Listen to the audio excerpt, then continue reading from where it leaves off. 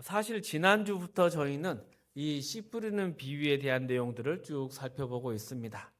지난주에는 이 천국에 대한 비유, 이 천국은 예수를 받아들이느냐 받아들이지 않느냐에 있고, 또 오전 말씀은 그것이 받아들이지 못하는 것은 이 씨앗의 문제가 아니라 밭의 문제라고 이야기를 드렸습니다. 그리고 이 오후 예배 때는 그러면 우리는 어떤 밭인가, 그리고 그 변화는 어떻게 이루어졌나, 그리고 마지막으로는 우리는 그 밭에서 무엇을 해야 되는가, 이 내용으로 은혜를 나누기를 원합니다. 마태복음 13장의 천국의 비유는 천국이 어떤 곳인지 설명하기보다는 사람들이 천국의 말씀에 어떻게 반응하는지에 초점을 맞추고 있습니다. 예수님은 오셔서 천국의 백성을 부르시고 초청하시면서 생명의 씨앗을 뿌리셨습니다. 하지만 사람들의 반응은 각기 달랐습니다. 대부분은 복음을 외면하고 반대하며 거절했습니다. 그래서 이 씨 뿌리는 비유에서 씨앗 자체에는 문제가 없습니다. 문제는 밭의 상태입니다. 길가 밭은 마음에 말씀이 들어오지 못하는 것이고, 돌밭 같은 마음은 뿌리를 내리지를 못합니다.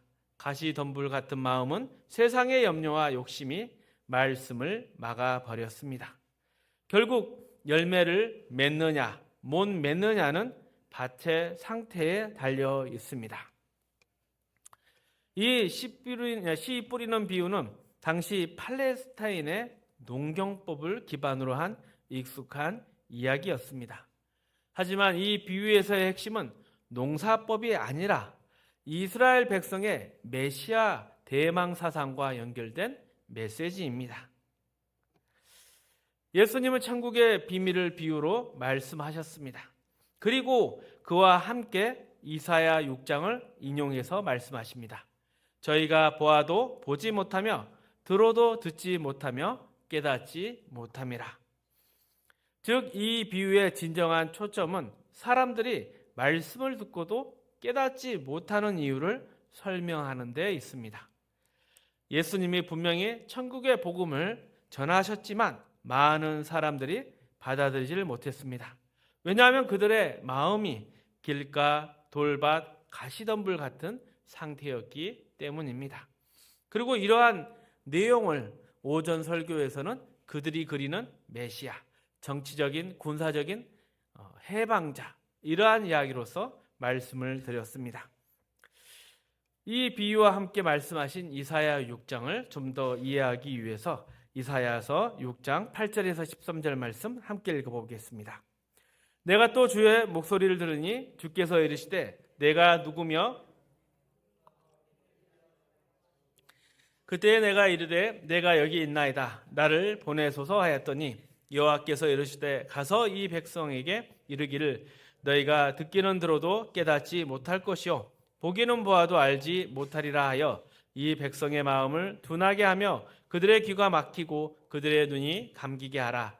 염려하건대 그들이 눈으로 보고 귀로 듣고 마음으로 깨닫고 다시 돌아와 고침을 받을까 하노라 하시기로 내가 이르되 주여 어느 때까지니까 하였더니 주께서 대답하시되 성읍들은 황폐하여 주민이 없으며 가옥들에는 사람이 없고 이 토지는 황폐하게 되며 여호와께서 사람들을 멀리 옮기셔서 이 땅 가운데 황폐한 곳이 많을 때까지니라. 10분의 1이 아직 남아있을지라도 이것도 황폐하게 될 것이나 밤나무와 상수리 나무가 배임을 당하여도 그 그루터기는 남아있는 것 같이 거룩한 씨가 이 땅에 그루터기니라 하시더라. 아멘. 하나님은 이사야에게 이 백성이 말씀을 듣지 못할 것이며 혹시라도 깨달을까 봐 더욱 눈과 귀를 막으라고 이사야에게 명하십니다. 그 결과 이스라엘은 뽑히고 멸망하고 포로가 되고 다 쫓겨날 것입니다. 그러나 그걸로 완전히 끝나지 않습니다. 완전히 망하지 않습니다. 나무를 베어도 그 그루터기가 남아있듯이 하나님은 남은 자를 두실 것입니다. 그리고 그 남은 자들이 이스라엘의 회복과 부흥의 씨앗이 될 것입니다. 이것을 신학적으로는 남은 자 사상이라고 합니다. 하나님의 그 맹렬한 심판 중에도 하나님은 남은 자를 통해서 새로운 역사를 이루십니다.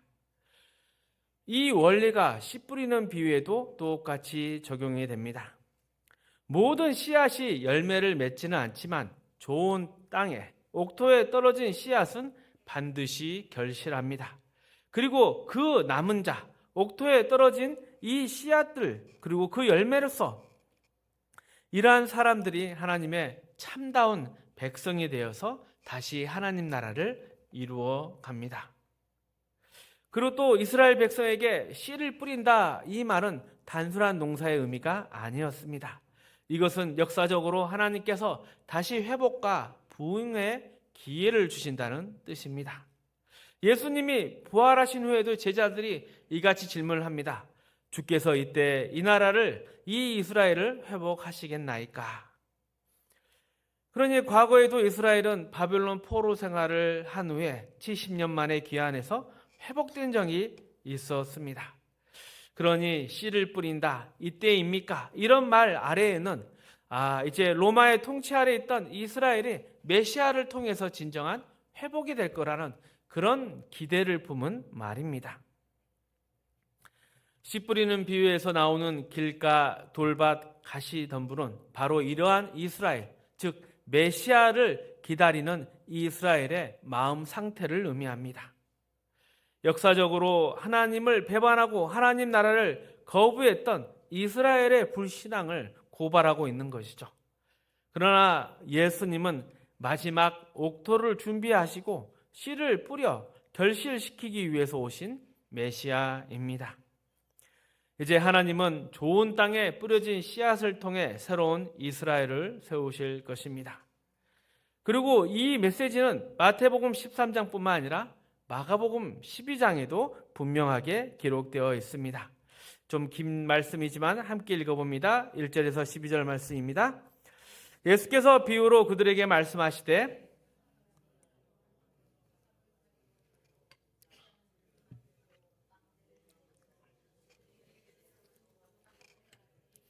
때가 이르매 농부들에게 포도원 소출 얼마를 받으려고 한 종을 보내니 그들이 종을 잡아 심히 때리고 거저 보내었거늘 다시 다른 종을 보내니 그의 머리에 상처를 내고 능욕하였거늘 또 다른 종을 보내니 그들이 그를 죽이고 또 그의 많은 종들 더러는 때리고 더러는 죽인지라. 이제 한 사람이 남았으니 곧 그가 사랑하는 아들이라. 최후로 이를 보내며 이르되 내 아들은 존대하리라 하였더니 그 농부들이 서로 말하되 이는 상속자인 자 죽이자. 그러면 그 유산이 우리 것이 되리라 하고 이에 잡아 죽여 포도원 밖에 내던졌느니라. 포도원 주인이 어떻게 하겠느냐? 가서 그 농부들을 진멸하고 포도원을 다른 사람들에게 주리라.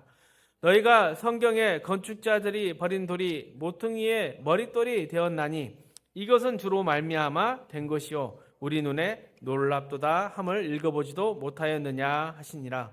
그들이 예수의 이 비유가 자기들을 가리켜 말씀하신 줄 알고 잡고자 하되 무리를 두려워 예수를 두고 가니라. 포도원 비유입니다. 포도원 주인이 포도원을 만들고 농부들을 시켜서 경작하게 했습니다. 가을이 되어 결실할 때 종을 보내어서 소출을 받아 오라 했더니 농부들이 그 종을 죽였습니다. 보내는 대로 죽여서 마지막에 아들을 보냈더니 아들마저 죽여버립니다. 그 이야기를 유대인이 듣고 자기들에게 한 이야기인 줄을 드디어 알아먹습니다. 그래서 예수님께서 이 비유를 말씀하시고 10절 이하에 너희가 성경에 건축자의 버린 돌이 모퉁이의 머릿돌이 되었나니 이것이 주로 말미암아 된 것이요 우리 눈에 기이하도다 함을 읽어보지 못하였느냐라고 시편 118편을 인용하십니다. 예수님께서 말씀하신 건축자가 버린 돌이 모퉁이 돌이 되었다. 이 표현은 이스라엘을 의미합니다. 이스라엘은 하나님이 선택하신 백성이었지만 역사적으로는 주변 강대국들에게 침략을 당하며 제대로 길을 펴지 못했습니다. 그리고 북이스라엘은 아수르에, 또 남유다는 바벨론에 망했습니다. 그러나 하나님은 패망한 이스라엘을 버리지 않으셨습니다. 포로에서 돌아온 남은 자들을 통해 다시 회복시키셨습니다. 이스라엘이 선민이 된 것은 그들이 하나님의 백성이 되기 위해서가 아닙니다.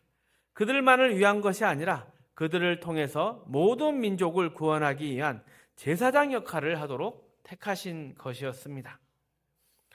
이스라엘은 현실적으로 정치 군사적으로 약한 나라였지만 하나님은 이들을 하나님의 나라로 세우는 초석으로 삼으셨습니다. 이스라엘의 건축법에서는 주춧돌이 아니라 모퉁이돌이 가장 중요한 기초를 놓습니다. 벽과 벽이 만나는 그 모퉁이 돌이 집을 지탱하는 중심이었습니다. 이처럼 예수님이 건축자의 버린 돌이 모퉁이 돌이 되었다는 말씀을 통해서 자신이 메시아임을 설명하고 계십니다. 당시 유대인들은 메시아가 오면 이스라엘을 강한 나라로 만들고 정치 군사적 힘을 가질 것이라 기대했습니다. 그래서 예수님께 물었죠. 너가 정말 메시아라면 왜 힘이 없고 초라한 모습으로 왔느냐? 이에 예수님이 반문하십니다. 이스라엘이 언제 강해서 하나님께 쓰임받은 적이 있느냐? 하나님이 너희를 선택하실 때 언제 숫자와 힘을 기준으로 삼으셨느냐? 즉 메시아는 반드시 힘으로 와야 한다는 생각이 잘못되었음을 지적하셨습니다. 이스라엘이 약했을 때도 하나님은 그들을 통해 일하셨습니다. 그리고 이러한 메시아에 대한 사상, 또 남은 자에 대한 사상은 성경 곳곳에서도 강조되며 사도행전 7장에서는 스데반의 설교에도 등장하고 있습니다. 51절 53절 말씀입니다. 함께 읽어봅니다. 목이 곧고 마음과 귀에 할례를 받지 못한 사람들아, 너희도 너희 조상과 같이 항상 성령을 거스르는도다. 너희 조상들이 선지자들 중에 누구를 박해하지 아니하였느냐? 이제 너희는 그 의인을 잡아준 자요 살인한 자가 되나니 너희는 천사가 전한 율법을 받고도 지키지 아니하였도다 하니라. 스데반의 설교의 핵심은 너희의 조상들도 그랬고 지금 너희도 똑같다는 것입니다. 너희는, 그리고 너희 조상은 하나님이 어떻게 일하시는지, 아니 하나님 자체를 모르는 것 같다, 이렇게 이야기하는 게 스데반의 설교의 핵심입니다. 그리고 이것이 씨 뿌리는 비유, 또 이사야 6장의 내용과 모두 다 연결이 되는 것입니다. 저들이 하나님의 일하심을 알아보지도 못하고 들어도 깨닫지 못할 것이다. 그러니 예수님은 이 비유들을 통해서 너희는 영적인 장님이며 귀머거리다. 너희는 길가요 돌밭이요 가시덤불이다. 분명히 귀로 말씀을 듣는다고 하지만 너희는 열매 맺지 못하는 자들이다. 그리고 마가복음 12장의 포도원 비유처럼 너희는 결국 하나님의 아들까지 죽였다. 너희에게 희망이 없다. 이렇게 말씀하고 계시는 것입니다. 그래서 예수님이 왜 이 비유들을 말씀하셨는가? 비유는 오히려 사람들이 깨닫지 못하게 하기 위해 사용되었다 합니다. 그리고 이것이 이사야 6장의 예언의 내용과 연결이 됩니다. 저들의 눈을 감기고 귀를 막아라. 이 내용을 요약을 해보면 인간의 마음은 길가요 돌밭이요 가시덤불 같다. 그래서 스스로는 결실할 수 없다. 그러니까 우리가 이 비유를 듣고 있으면 나는 어느 밭인가 항상 생각하지 않습니까?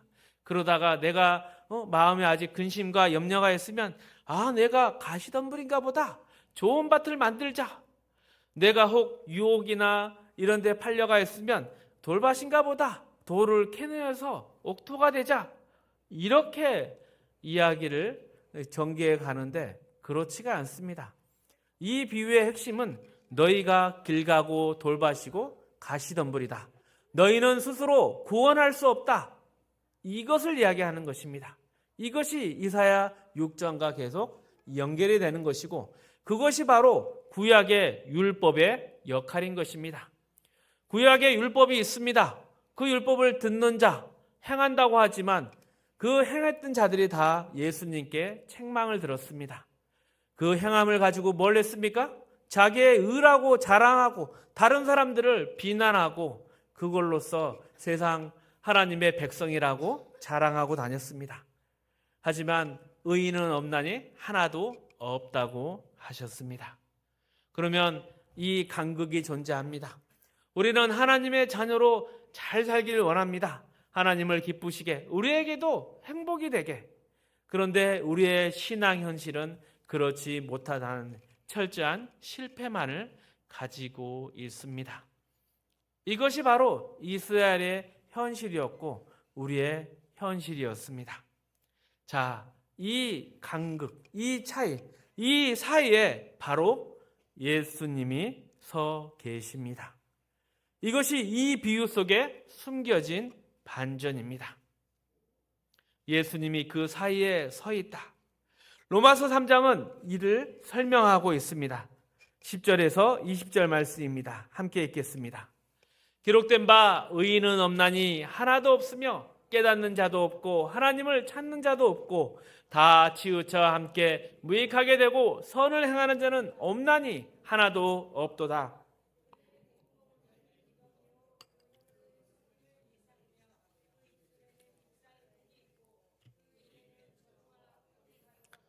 그 발은 피 흘리는데 빠른지라 파멸과 고생이 그 길에 있어 평강의 길을 알지 못하였고 그들의 눈앞에 하나님을 두려워함이 없느니라 함과 같으니라. 우리가 알거냐 무릇 율법이 말하는 바는 율법 아래에 있는 자들에게 말하는 것이니 이는 모든 입을 막고 온 세상으로 하나님의 심판 아래에 있음을 잊게 하려 함이라. 그러므로 율법의 행위로 그 앞에 의롭다 하심을 얻을 육체가 없나니 율법으로는 죄를 깨달음이니라. 의인은 없나니 하나도 없다. 깨닫는 자도 없고 하나님을 찾는 자도 없다. 왜 그렇게 했습니까? 율법을 지킬 능력이나 실력이 없고 율법의 기준을 만족시킬 자가 없기 때문입니다. 그래서 율법이 말하는 것은 모든 자의 입을 막고 온 세상을 하나님의 심판 아래 두려 함이라. 즉 율법은 인간이 죄인임을 드러내는 역할을 하는 것입니다. 그렇다면 우리는 이 율법의 죄악의 고발 가운데 우리가 구원받을 방법은 없는 것인가? 바로 여기에서 십자가의 필요성이 등장합니다. 예수님이 오신 이유는 율법을 완성하시고 십자가로 구원을 이루기 위해서 오셨습니다. 예수님이 없이로는 인류에게 소망이 없습니다. 21절 24절 말씀입니다. 함께 읽습니다.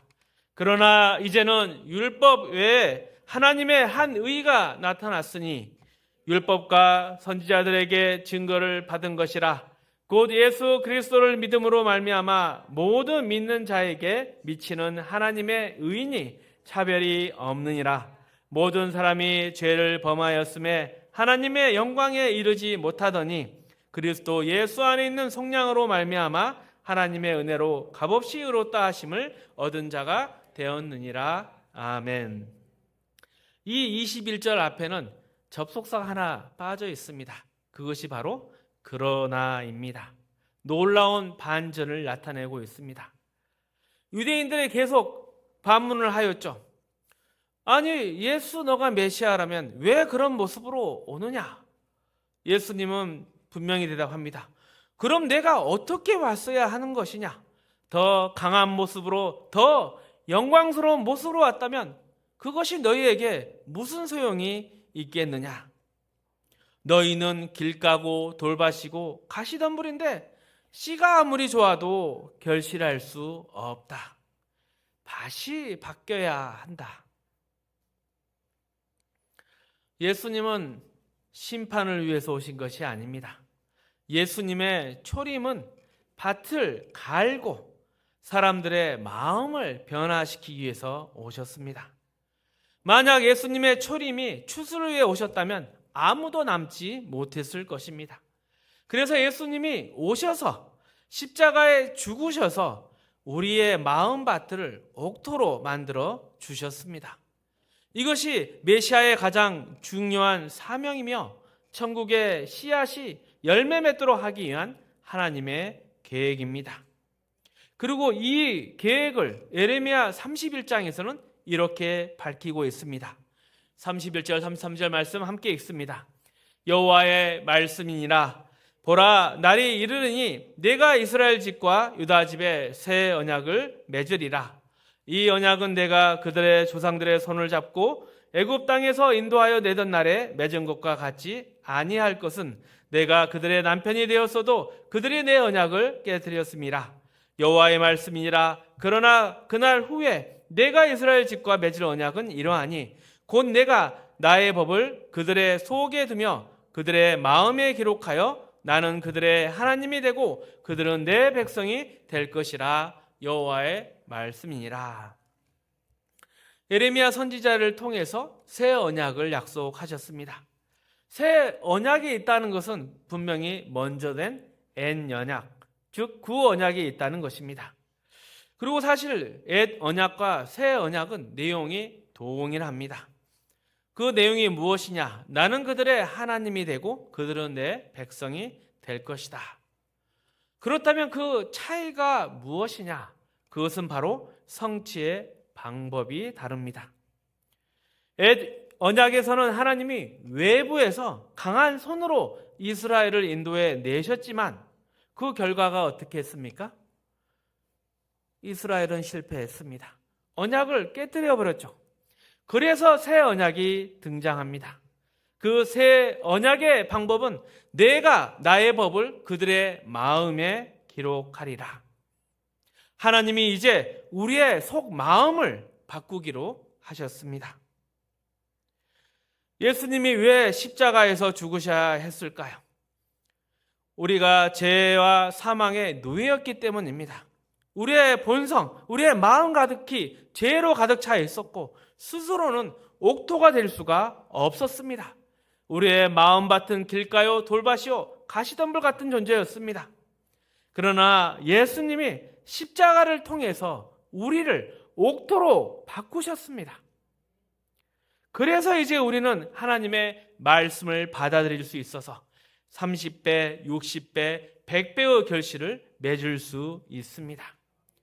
우리가 옥토가 되었다. 십자가 예수를 통해서 옥토가 되었다. 이것이 새 언약의 핵심이며 십자가의 목적입니다. 이러한 하나님의 역사 속에서 마태복음 13장의 씨 뿌리는 비유는 예수님을 메시아로 받아들이는 자, 거부하는 자, 이걸로 천국과 구원받은 자에 대한 구별을 하고 있습니다. 그리고 이 구별은 이미 마태복음 11장에서부터 시작이 되었습니다. 세례 요한에 대해서 예수님이 보라 내 사자를 내 앞에 보내리니 그가 내 길을 예비하리라 하셨습니다. 세례 요한의 역할이 무엇이었습니까? 예수 그리스도의 길을 준비하는 것입니다. 말라기 4장의 예언의 성취입니다. 여호와의 크고 두려운 날이 오기 전에 엘리야를 보내리라. 그가 아비의 마음을 자녀에게, 자녀의 마음을 아비에게 돌이키게 하리라. 마음을 바꾸는 것이죠. 세례 요한은 이처럼 예수님이 오실 길을 닦는 사명을 받은 자였습니다. 그러면 예수님은 무엇을 하러 오셨습니까? 우리의 마음을 이제 하나님 아버지께 돌이키는 일, 바로 십자가에서 대신 죽는 일, 이 일을 하러 오셨습니다. 이것을 씨 뿌리는 비유의 밭으로 비유하면 우리의 마음이 길가나 돌밭이나 가시덤불에서 이제 옥토로 변하는 것입니다. 우리가 다 예수 그리스도를 믿는다 고백하지 않습니까? 그러면 우리의 밭은 무엇입니까? 이미 옥토가 된 것입니다. 예수를 믿는다 고백하면 이미 옥토가 된 것입니다. 예수를 받아들이지 않고 거부하는 자들이 길 가고 돌바시고 가시덤불이고 구원받지 못한 자들입니다. 이렇게 이야기할 수 있습니다. 지금 졸면서 예배를 드리지만 이곳에 앉아 계신 분들은 이미 다 옥토이고 예수를 믿는 자입니다. 그러면 이제 우리의 일은 무엇입니까? 예수를 믿는다고 고백하면서도 신앙에 감격이나 기쁨이 없는 이유가 무엇입니까? 여러분이 예수님을 통해서 받은 이 옥토에다가 세상의 것을 심고 있기 때문입니다. 천국의 씨앗을 받아서 심어야 되는데 하나님께서 십자가 예수님을 통해서 우리 마음을 옥토로 갈아엎으셨는데 그 안에 거룩함이나 영생, 하나님의 영광, 은혜, 자비, 긍휼 이러한 것은 심지도 않고 세상의 것을 심고 있습니다. 많은 자들이 세상의 것만 심고 세상의 결실을 기대합니다. 그러니 참된 열매를 맺지 못하고 신앙의 기쁨이 되지 않는 것입니다. 예수님이 우리에게 무엇을 주셨는지 기억하십시오. 무엇을 심고 어떻게 가꾸어야 할지를 말씀을 통해서 늘 확인하십시오. 이 일에 순종할 때 진짜 신앙의 기쁨과 감격을 누릴 수 있는 것입니다. 그리고 그 농사에 짓는 방법이 뭐라고 했습니까? 십자가의 길이었습니다. 그 씨앗을 심어서 그것이 결실이 되려면 우리는 농사를 열심히 져야 되는데 그 농사의 방법이 십자가의 길, 예수의 길인 것입니다. 이것이 예수를 믿는 것이 무엇인지 깨닫는 것이며 이것이 우리가 늘 감사와 자랑 가운데 살아가는 방법입니다. 말씀을 정리하겠습니다. 마태복음 13장의 씨 뿌리는 비유는 천국이 어떤 곳인지보다 사람들이 천국의 말씀에 어떻게 반응하는지를 강조합니다. 예수님은 진리와 생명의 씨앗을 뿌리셨지만 반응은 각기 달랐습니다. 길가는 말씀이 들어오지 못했고 돌밭은 뿌리를 내리지 못하며 가시덤불은 세상의 염려에 막혀 열매를 맺지 못했습니다. 이사야 6장에서도 하나님은 사람들이 말씀을 듣고도 깨닫지 못할 것이라 하셨습니다. 그러나 완전한 멸망은 아니었습니다. 남은 자, 즉 하나님의 새로운 백성이 회복의 시작이 되었기 때문입니다. 예수님은 이 땅에 하나님의 나라를 만들기 위해서 아름다운 옥토를 준비하기 위해 오셨습니다. 그분은 십자가를 통해 우리의 마음판을 갈아엎으시고 우리를 옥토로 이미 변화시켜 주셨습니다. 이제 중요한 것은 우리의 마음에 무엇을 심느냐입니다. 천국의 씨앗, 복음의 씨앗을 맺어야 열매가 맺을 수 있는 것입니다. 예수를 믿으면서도 신앙에 기쁨이나 감격이 없는 것은 세상의 것만 심고 세상의 결실만 기대하기 때문입니다. 천국의 말씀을 심고 순종할 때 이곳이 천국이 될 것이고 우리 매일의 삶에는 기쁨과 감사가 넘칠 것입니다. 이러한 농사를 통해서 하나님의 나라를 누리고 나누는 멋진 하나님의 자녀가 되시기를 축복합니다.